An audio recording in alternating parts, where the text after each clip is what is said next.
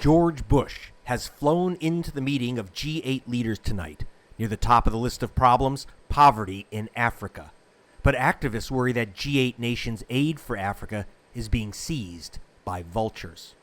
In February, Newsnight exposed the activity of Vulture Funds. These vultures figured out how to get their hands on the money our governments give to help out Africa and put it in their own pockets. They do it by buying up old loans made to the poorest countries just before the loans are effectively written off. Then the vultures sue for 10 times what they paid for the loans. We tracked down one of them in Virginia, Michael Francis Sheehan, also known as GoldFinger. GoldFinger, he's the man with the Midas touch. Avoiding this question, aren't you just profiteering off the good work of people who are trying to save lives by cutting the debt of these poor nations?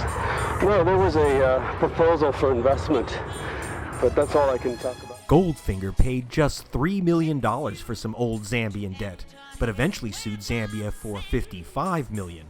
Worldwide, GoldFinger and fellow vultures are suing desperately poor people for more than $2 billion. Our expose sparked an international reaction.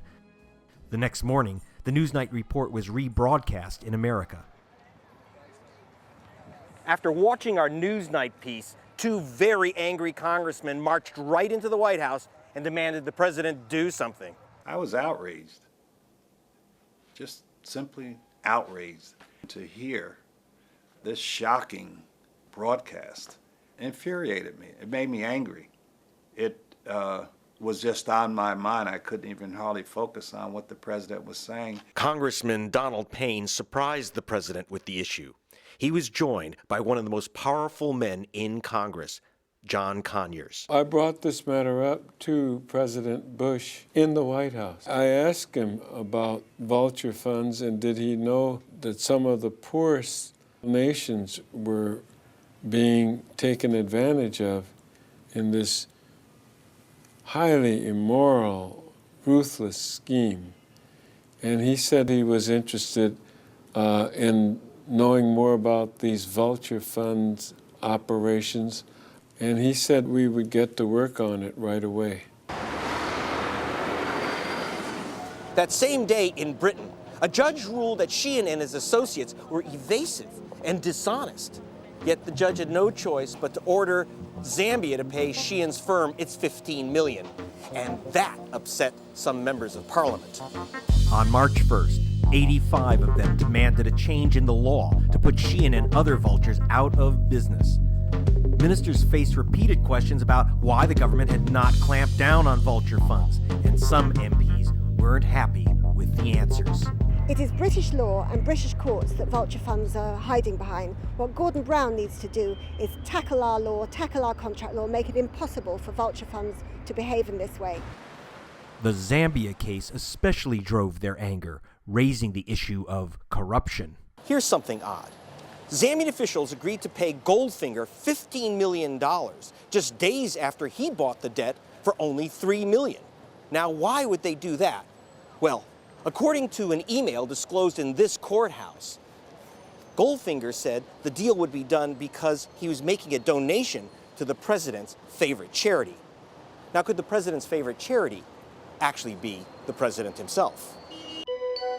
This was the president at the time, Frederick Chaluba. And here's his favorite shop, Boutique Basile in Geneva, where you can buy diamond cufflinks and diamond-studded ties. Diamonds are forever. They are all I need to please me. Where he spent $1 million on 206 suits, 349 shirts, each monogrammed with his initials, and each shirt costing as much as an average Zambian earns in a year. And 72 pairs of shoes for the diminutive despot, all with extra high heels. On May 4th, a British court ruled that President Chaluba must pay back $46 million he looted from his nation's treasury. Lawyers began to wonder if Michael Sheehan might find himself on the other side of the legal process too. His lawyers had admitted that any payments to President Chaluba's charity might in the end have been used in a corrupt manner. but he denied it was bribery. The U.S. government started to look for evidence which might indicate whether Sheehan had violated the Foreign Corrupt Practices Act. May 10th, Tony Blair announces he would resign. The same day, his successor Gordon Brown issued a statement, "I deplore the activities of so-called vulture funds," and promised to work with G8 partners to curb them. On May 19th, Brown again told fellow G8 finance ministers that vulture funds were nothing short of scandalous.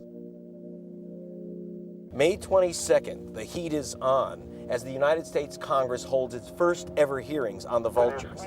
Here, Congressman Donald Payne is taking testimony from activists, including actor Danny Glover. These vulture funds swoop in and seize the now I drove out to New Jersey, into Congressman Payne's district, to find out what moved him to take on the vulture funds. I woke up this morning and got myself a gun. He told me that thinking about the vultures seizing money from the starving put an image in his head he couldn't shake. You know, it reminded me of that picture, you know, that Pulitzer Prize picture of the vulture following a child, was just waiting for the child to die. The photographer that took the picture actually committed suicide. It just conjured up people just taking blood out of a country's lifeline.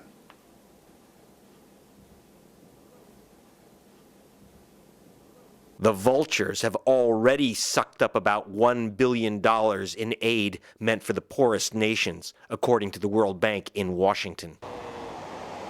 The money for debt relief comes from those buildings over there, the World Bank and the IMF, and from the U.S. and British taxpayer. But before it can get to the poor people of Zambia, it somehow ends up right in this building, the offices of Debt Advisory International, and its principal, Mr. Sheehan. You remember Mr. Sheehan. GoldFingers. He'd rather not talk about his business. He failed to show up when the U.S. Congress wanted to ask him about the bribery allegations, so we thought we'd bring the questions right to him. Hello?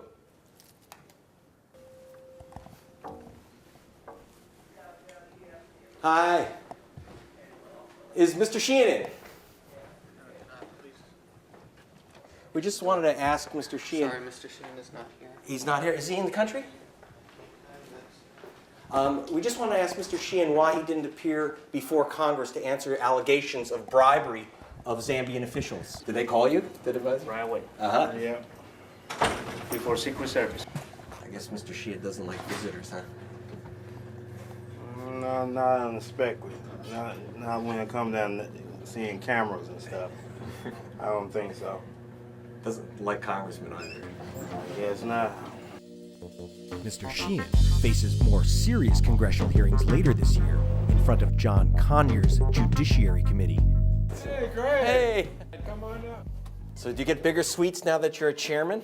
Yes. In the meantime, Chairman Conyers is pointedly counting on President Bush to back action against the vultures at the G8 summit. I'm absolutely counting upon him to do the right thing. Back in Britain, MPs of all parties are counting on Gordon Brown to change the law.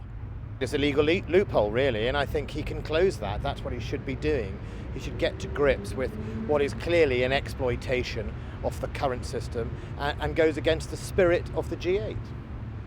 So will the president and the incoming prime minister do the right thing or do nothing to protect Africa's poorest from the vultures?